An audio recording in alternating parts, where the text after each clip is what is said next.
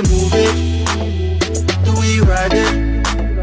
It's got me thinking I've never felt this way. Yeah, you got me in my feels. Yeah, it's feeling so.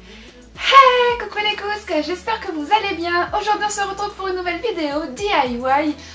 Création d'un tapis en rotin, sauf que ce n'est pas du rotin, c'est de la corde. Bref, je vous explique tout en détail dans la vidéo, à savoir que vous n'aurez besoin que de colle chaude et de la corde, c'est tout. C'est vrai que là ça va être le strict minimum. D'ailleurs c'était vraiment quelque chose qui me tenait à cœur depuis un certain temps, parce qu'en fait ça fait plusieurs semaines voire mois que je cherche ce genre de tapis avec des prix raisonnables. Si vous prenez quelque chose d'extrêmement simple, vous pouvez avoir quelque chose de pas trop cher, mais alors dès qu'il y a un peu de détail, alors là les prix s'envolent, c'est la folie. Du coup je me suis dit allez, on va faire ça, on va tenter quelque chose, et franchement le résultat est quand même plutôt sympa. En tout cas j'espère que cette vidéo vous plaira. Comme d'habitude n'hésitez pas à mettre un maximum de petits pouces bleus, également de partager la vidéo. Si vous n'êtes toujours pas abonné à la chaîne, n'hésitez pas à vous abonner et à également activer la petite cloche de notification pour ne rater aucune vidéo. En attendant, moi je vous fais plein de gros bisous et je vous dis à très vite. Bye bye.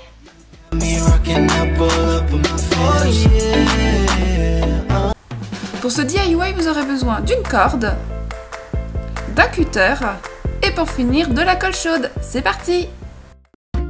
Commencez par prendre de la corde. Donc là, moi j'ai utilisé 25 mètres. De toute façon, je vous mets tout le détail à l'intérieur de la barre d'infos.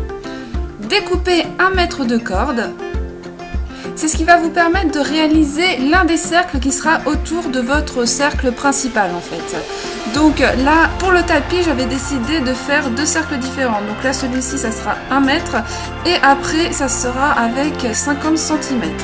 Donc une fois que vous avez découpé votre morceau de corde, mettez à chaque embout de la colle chaude de façon à éviter à ce que la corde ne s'effiloche.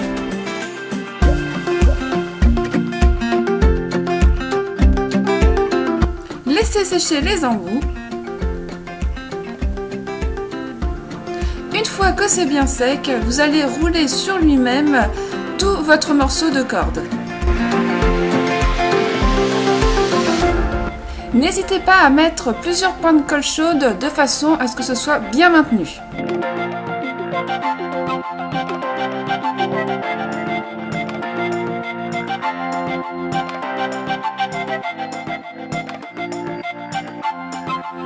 Réalisez cette étape 6 fois et également 6 fois dans de la corde de 50 cm. Prenez à nouveau votre corde et vous allez remettre de la colle chaude au bout de façon à ce que la corde ne s'effiloche pas. Laissez sécher. Une fois que c'est sec, vous allez enrouler sur elle-même la corde. Donc comme tout à l'heure, n'hésitez pas à mettre des points de colle pour bien fixer le tout. Et vous allez faire un cercle d'un diamètre d'environ 25 cm.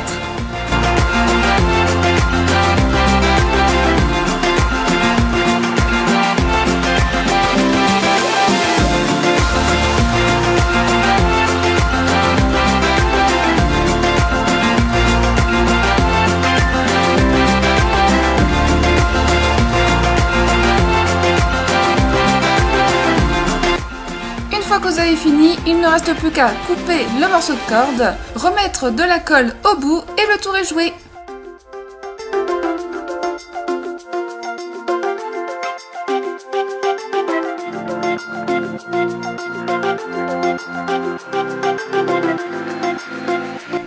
Prenez vos cercles, donc vos petits et vos grands cercles, et vous allez les disposer autour de votre cercle central.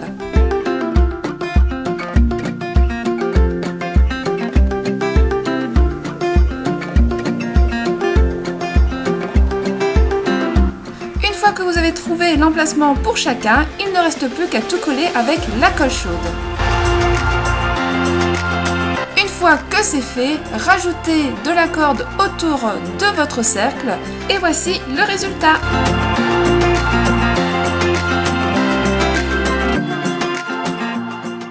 Do we move it? Do we ride it? It's got me thinking I've never felt this way. Yeah, you got me in my feels. Yeah, it's feeling so real. When you come closer and closer, you got me in